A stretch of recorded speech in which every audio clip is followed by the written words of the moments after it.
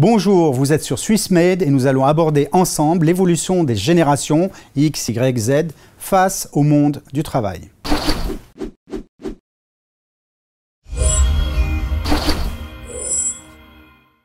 Eh bien, nous allons parler des générations, des millennials. Aujourd'hui, j'ai le plaisir d'accueillir Dina Mottier. Dina, vous êtes enseignante à Genève.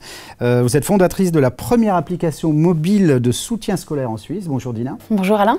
Et nous avons donc Lucas Alves de Mello. Lucas, vous êtes président de Mentorat Association.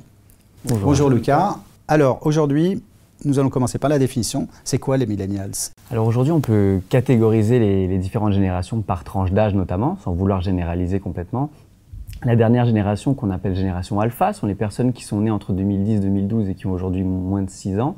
La génération précédente est la génération qu'on appelle Z, qui a aujourd'hui jusqu'à à peu près 23-24 ans. La génération précédente encore est la génération qu'on appelle X.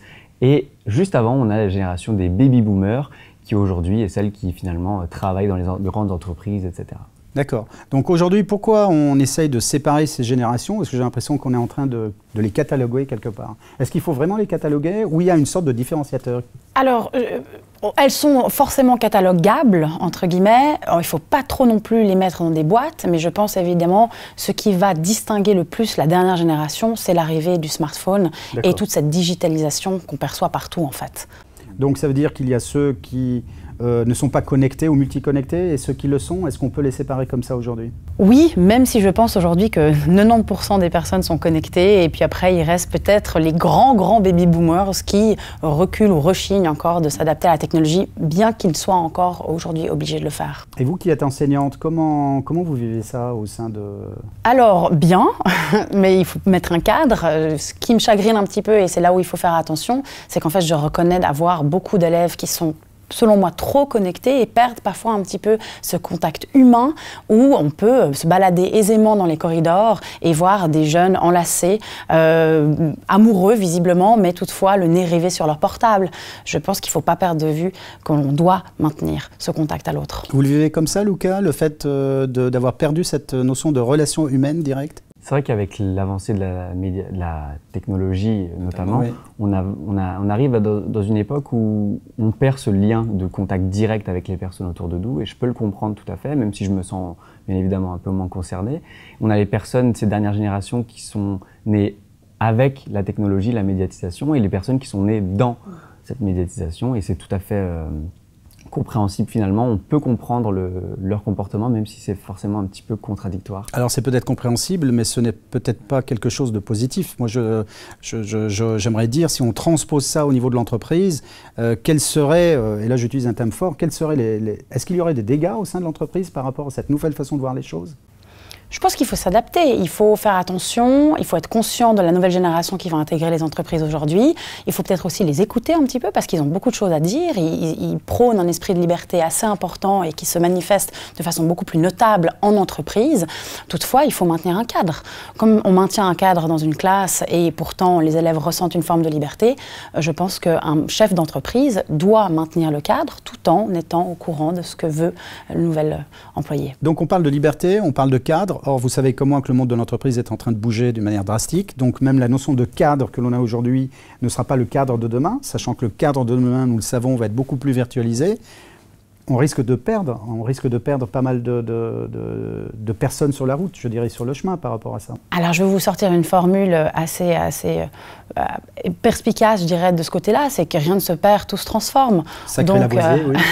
Donc, pourquoi ne pas aussi imaginer que cette formule s'applique au monde entrepreneurial? Il faut transformer nos habitudes, nos manières d'être, qui ont bouleversé les générations précédentes et qui vont forcément bouleverser les générations futures. Vous, Lucas, comment vous voyez la chose au sein de l'entreprise? Est-ce que l'entreprise est toujours maître de la situation aujourd'hui? Alors, ce qui est intéressant, c'est que jusqu'à aujourd'hui, c'est les futurs employés, les futurs salariés qui devaient s'adapter au monde de l'entreprise en termes d'expérience, d'études, etc. Et aujourd'hui, on arrive dans un monde où c'est l'entreprise qui doit s'adapter à la population, à l'environnement, pour pouvoir non seulement cibler les bonnes personnes, mais aussi au niveau du recrutement.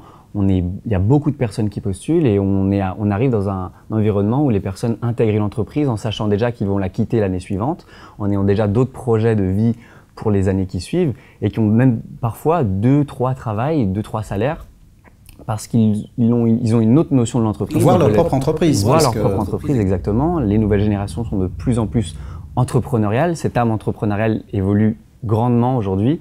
Et ces nouvelles générations sont les entrepreneurs de demain. Il faut en avoir conscience. Et c'est un grand effet, un grand impact vis-à-vis du monde de l'entreprise en tout cas. Mais alors ça veut dire que le point focal n'est plus l'entreprise aujourd'hui. Le point focal, c'est l'intéressé, le collaborateur. On ne peut même plus parler peut-être de collaborateur, puisque c'est une personne qui peut être entrepreneur, avoir plusieurs mandats ou plusieurs accords avec plusieurs entreprises aujourd'hui.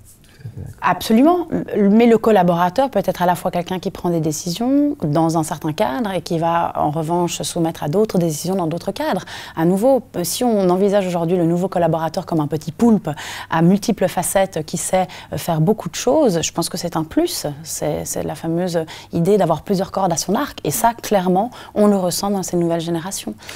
Tout à fait, oui. Et puis cette notion de hiérarchie également, qui évolue beaucoup dans les entreprises, on voit une hiérarchie qui est plus finalement...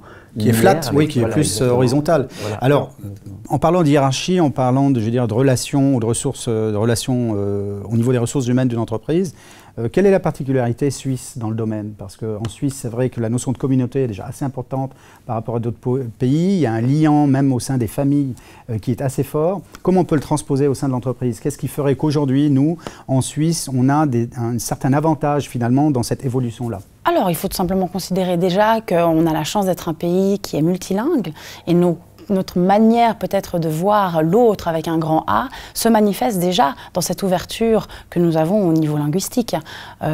Après, je pense qu'il y a plein d'autres aussi. Disons qu'elle va dans ce sens-là. Absolument, elle vient corroborer déjà cet esprit entrepreneurial, c'est certain. Est-ce qu'il y a un lien aussi avec la notion d'apprentissage aussi, qui est vraiment mise en valeur? Alors, l'apprentissage chez nous, en Suisse, effectivement, est très valorisé. Et c'est un point important, contrairement à nos voisins pays, oui, européens. L'apprentissage est encore quelque chose de noble, et c'est bien, et c'est tant mieux. Parce qu'aujourd'hui, pas que l'université fait foi, et on vient soutenir nos jeunes qui désireraient commencer un apprentissage. Ça, c'est certain. Ça permet aux étudiants d'avoir un lien avec le monde de l'entreprise, mélangé au monde des études, très tôt, ce qui leur permet aussi vraiment d'être familiarisés avec cet univers qui est finalement inconnu dans certains autres pays à cet âge-là. Et je pense qu'on a cette chance aussi en Suisse d'avoir cette notion de communauté, de regroupement, de proximité avec l'autre, qui est vraiment privilégié et particulier dans notre pays, heureusement. Je dirais que pour terminer, vous êtes quand même un tout petit peu l'exemple de cela, puisque vous êtes tous les deux, vous travaillez au sein de corporations, vous êtes en même temps tous les deux porteurs de projets, et vous êtes en même temps tous les deux des entrepreneurs sur des entreprises que vous avez créées. Je dirais que c'est un peu le résumé, c'est de savoir que finalement, ces générations-là dont vous faites partie, je me mets un peu en retrait, vous pouvez prendre, je ne vais pas dire supporter, mais prendre plusieurs casquettes et les faire travailler d'une manière équilibrée et en toute sérénité. Je pense que c'est un peu peut-être le mot de la fin que je vous propose, si vous êtes d'accord. Tout à fait d'accord, et on en a besoin, je pense, de ce multicasquette. Eh bien, je vous remercie. Merci infiniment. Eh bien, nous étions donc avec Dina Mottier, qui est enseignante à Genève et fondatrice de la première application mobile de soutien scolaire. Donc, vous pensez à ces générations-là. Et Lucas Salves de Mello, vous êtes président, entre autres, puisqu'on a parlé de plusieurs casquettes, de Mentorat Association. Merci et à bientôt sur SwissMade.